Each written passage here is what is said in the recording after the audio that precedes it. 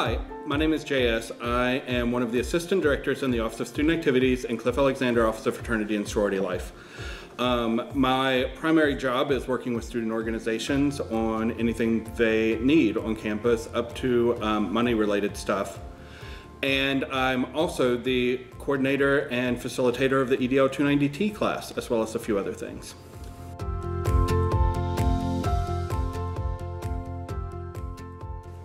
So EDL 290T is Tabletop Games and Leadership.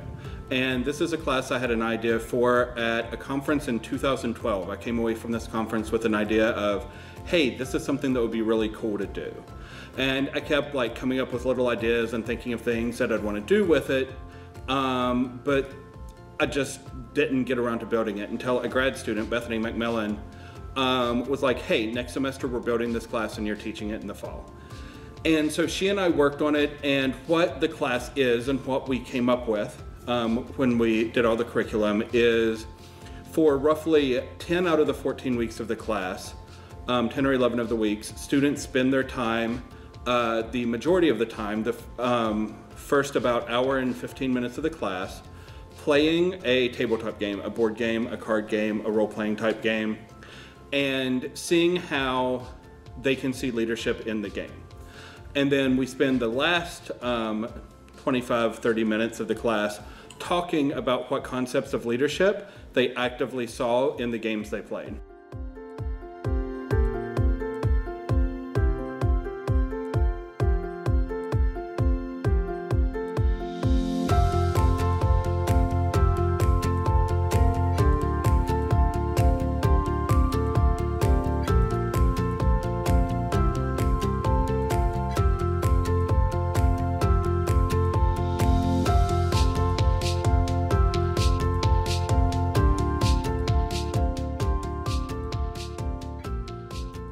This class is a very unique class as far as how assignments go.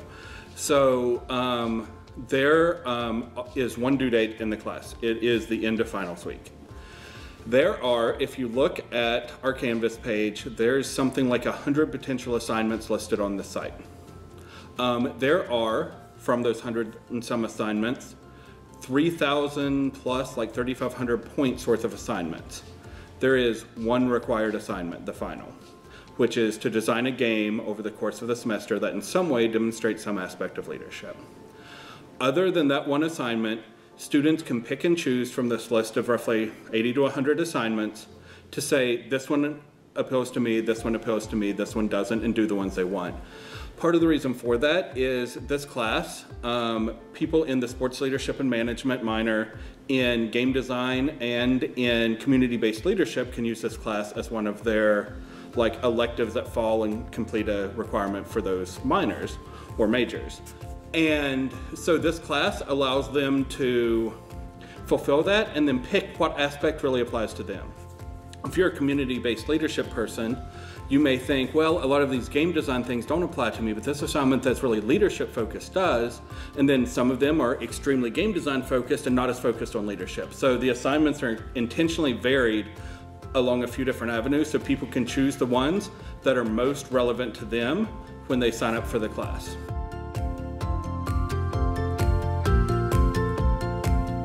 Our biggest hopes, so we actually, I'll go beyond hope.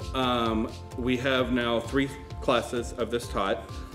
We have the data, we do pre-tests and post-tests for the class.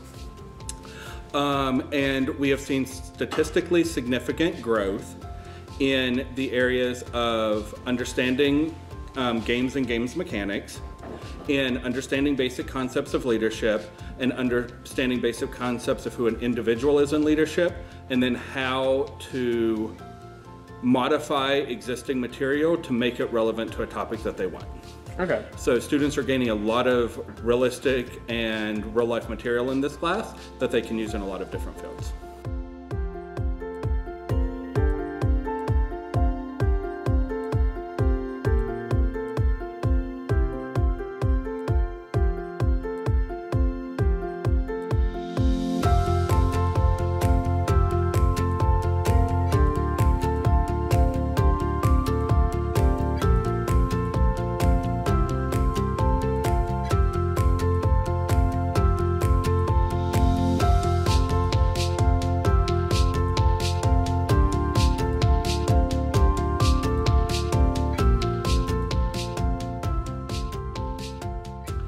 I'm going to tell you the story of a student who took my class in the first semester.